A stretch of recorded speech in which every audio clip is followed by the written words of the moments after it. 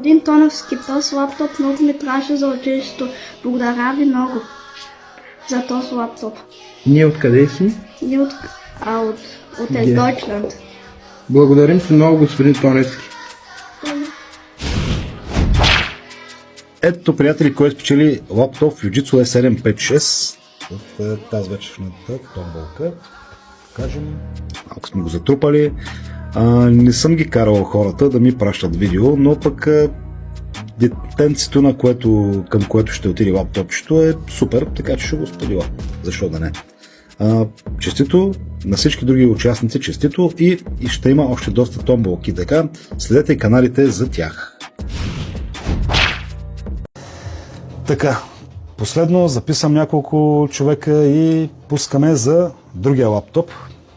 Така от 6 часа, сега е 7:20, час и 20 минути лайв, до час и половина ще го направим. Другия лаптоп е Fujitsu, всеки го знае. Даже някои ми казват, като напишат Тоневски в Google, излиза Fujitsu, или като напише Fujitsu, излиза Тоневски. Така съм го маркетиризирал, да го кажем. Ето го Fujitsu, E756, А-клас, няма забележки, докато го отворя вече е тръгнал. Върви като пушка. Бързо като стрела. Плюс, че ще му сложим някакви игрички, някакви други нещица. Не знам така дали се вижда и на двата лайфа. И ще отиде при някой доволен наш абонат. Аз затова казвам, че когато има giveaway и лайфове, няма хейт. Интересно, що така. Емил Тончев пише супер машинка. Това е много яка машинка, да. Отдолу е пластмасова сплав, но отгоре си е алуминий. Тоест пак си има яко охлаждане. Батерия почти 100%. Голям екран 15,6 инча. Абе, яката работа. Това лаптопче струва в момента 460 лева в нашия сайт, който реши, че му харесва, може да влезе да си го закупи. Ако не го спечели, разбира се. E756, наградка от Тоневски. Така, ела парченце козина. Ето е моята помощничка. Сивошляк. Откакто я кастрирахме и бухна, стана по-дебела от мене. Мен, нали, редовно ма хранах, че съм бил дебилак. И сивошляка да ни остане по-назад. И тя така бухна, стана дебила антитика. Сивошляк. Кажи здравей на лайфа. Добре, айде, остава ми та. Какъв котара го е. Няма да закачаме сивошляка на батерията. Върткам и на печелившия честито. Да въртим тук е в TikTok.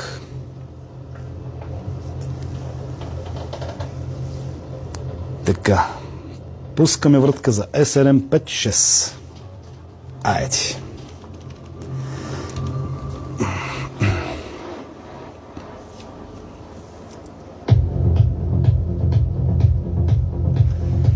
Стелиан. Плюс 4.9 почва номера. Така, като гледам, явно няма да е в България. Стелиан. Сега ще му звъннем. Да му кажем, че печели Fujitsu E756. Всички останали, между другото, така, пак да кажа, имената, които не са спечелили, имената им стоят за следващата томбола, така че ще ги натрупаме към 1000, 2000, 3000 участника. Да звъним на Стелян, да видим. Така, за фото, така. Той даже ми е писал тук в Viber нещо. Да видим дали е на линия.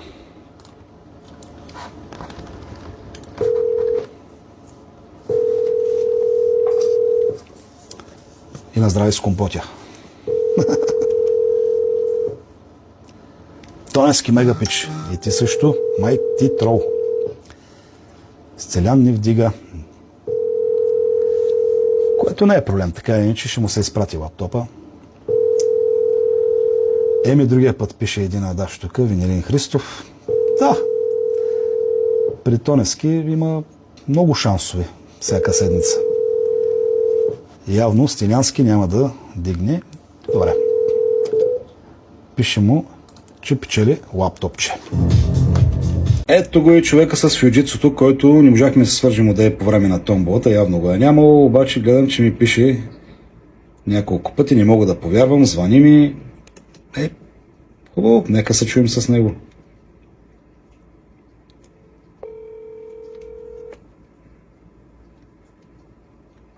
Господин Тоневски. Здрасти, честито, приятелю. Печелиш лаптопче. Не мога да повярвам. Иво, ела виж на Телешко, спечелихме лаптоп за училищите. Благодаря на всичкото. Да. Не е Депоневски, по-български надпис. Благодаря. Няма защо, няма защо. Имаш си... Децата сме в Германия и те малко български, нали, става 5-6 години са прибирани. С 3 деца съм и малко ми е трудно, нали, да му взема лаптоп, обаче имало Господ. Ето да. Има Господ, наистина така. Супер, супер.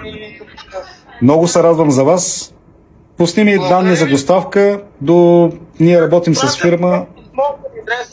И да попитам Windows, мога ли да си купя от тебе някакъв? Примерно да го ползвам доста време. Аз ще му сложа в Windows, няма проблем. 10-11, къвто си искаш. Благодарим ти много. И аз ще почерпя за работа. Жив и здрав, няма проблем. Няма проблем. Добре.